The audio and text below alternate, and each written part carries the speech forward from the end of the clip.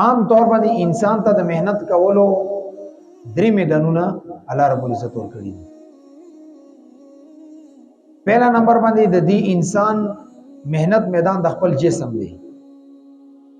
د خپل جسم میدان مهنت دا مطلب چې دا په خپل ځان باندې مهنت وکي، عقیده ټیک وي، اعمالی ټیک وي اور ځان شریعت ته برابر کی، د سنت مطابق زندگی تیری دې د پر جهد کول دا پہلا میدان دی کې به انسان کار کوي.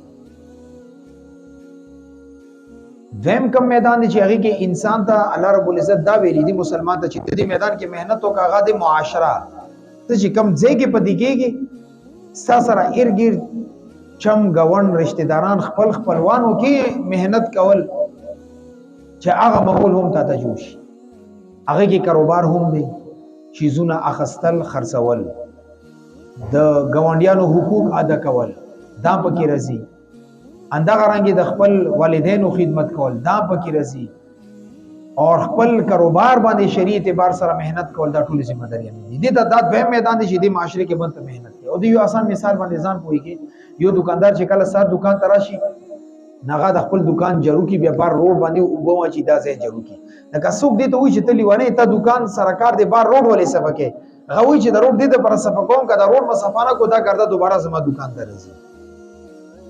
لکه ته خپل ځان باندې مهنت کې ته جوړي اګه ډېره ښه خبره ده. او که بار ماحول د ځان ته جوړ نه کو هغه چې کم منفي اثرات دي، کم ګندګي ده، کم پریشانی ده، به تا ته خامخا بیا راځي. دا دویم میدان دی د مهنت. دریم چې کم میدان دی د مهنت هغه دی پورا ملک په دې ځمکه باندې اسلامي نظام راوستل. ولې چې کله شری نظام نوی ډیر د سي حدود دي چې هغه ته انفرادي تور باندې نشي کولای. مثال د تور باندې قاتل دی، قاتل د پر حکم قصاص راغلی دی. چې اوس کله قصاص راغلو نه قصاص د سټیټ کار دی، دا حکومت کې چاته موږ د دې اجازه نشو ورکولای انفرادي تور باندې. او چې تار چاته وي چې د بس خپل بدل اخلانو ملک امن به تباہ او بربادي اسیم بربادي نور هم بیړه غر کړه. دا د سټیټ کار دی. یو سړی غلا او کلاس پی کټ کیږي، لاس کټ کیدل د عوام کار نه دی، دا بس سټیټ کوي. قاضي به دا فیصله کوي. یو سړی دغه شراب وسکلو هغه د کوړی لګي، دا بس سټیټ کوي.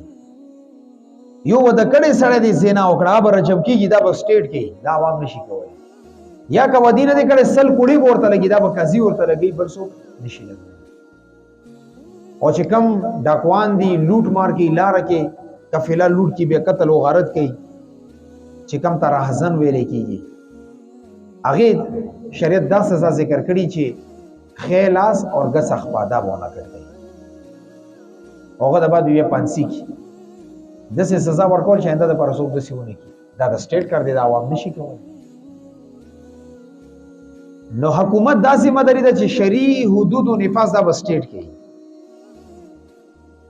خو پیخه دادا چې حکومت په اعلی دا کې چې کله تل کې شرعي نظام دی او کله لاړ میکاله قانون واسه دا نه کیږي. نکه یو سړی دا وایي چې زه جوړیم ما نور چا څه کار دی، دا غلط دی. ولې چې شریعت درته دا وایي چې معاشره کې به مهنت کوي اور خلافت د پر به کوشش او مهنت کوي. دا دوه میدانونه محروم دي نه، دا کله هم نشي کامیابی لري. دیو جن کې سړی په دې باندې مطمئن دي چې زه 15 وخت موږ کوم، تهجد کوم، خپل قران تلاوت کوم، ذکر اذکار کوم، چې مزونه موش لولو به مزونه باندې نه پدې ستاسو مدري نه پوره کی. ټیک دی جنت بلاړ شي یا ثواب د ځکه ملي کی چې نیک اعمال لګي. اونو دوه میدانونه د نه پاتې دي نه بیړه د غر کړه. اور که یو سړی دا وایي چې زه خپل ځان باندې مهنت کوم، بار سوسایټي معاشري کې مهنت کوم، خلافت سره ما څه کار دي، دا ناقص سوچ دی. دا سړی نشي کامیابی لري اور ذمہ داری پورا نه ده. یو سړی داسې دی چې هغه خپل ځان باندې مهنت کوي، معاشري کې مهنت کوي، خلافت د پر جدوجہد کوي، دا کامل مهنت دی. اور چې دې درو میدانونو کې یو سړی خلافت د پر مهنت کوي، خو خپل بي دین دي نه ګیرش نه پټکېشت نه سنت مطابق زندگی شته، دا مهنت نه ناقص دی. نه یو کامیابی زندگی د پر یو کامیاب نظام د پر په درو میدانونو کې مهنت کول پکار دي. بیا دا خبره باندې هم ځان پوهیږي چې خلافت قائم کولو لپاره بیا دو قسمه مهنت دی. یو مهنت هغه دی چې هغه په نرم لهجه کې کیږي په نرمي طریقې سره کیږي مثال په تور باندې موږ بدا وایو چې دعوت خلکو سره چلول غا شریعت ته تیارول یا خلکو سره دعوت چلول غا خلافت ته تیارول یا یو مهنت په دې انداز کې کول چې دا ټول خلک دینداري شي غیر شرعي تور باندې شرعي نظام راشي څوک ګناه نه کوي خو ټیک تا کنه سزا ورته نه ملي اور کله کله دې کې بیا تیزی نه کار اخلي الته کې بیا تور وروچته چې د شریعت په اصطلاح کې یا قتال ویل کېږي یا جهاد ویل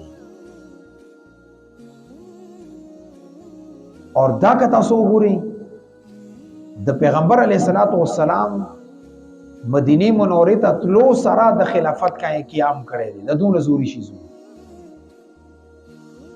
خو زمونږ یو چې کوم تصور دی په باره کې عوام الناس په ذهن کې پروت دی وی چې شری نظام دی ته وي چې چانه سر پرې کا چانه لاس پرې کا چانه خپې پرې کا او چانه لاس کټ کنه دا غلطه خبره ده اول نظام نافذ کا امن را ولا شری نظام را ولا بیا چې څوک جرم کی بیا بس سزا ورکړي او زموږ ابتدا د سزا نه وي چې کله ابتدا د سزا نه وکړه خو نظام خو برباد شو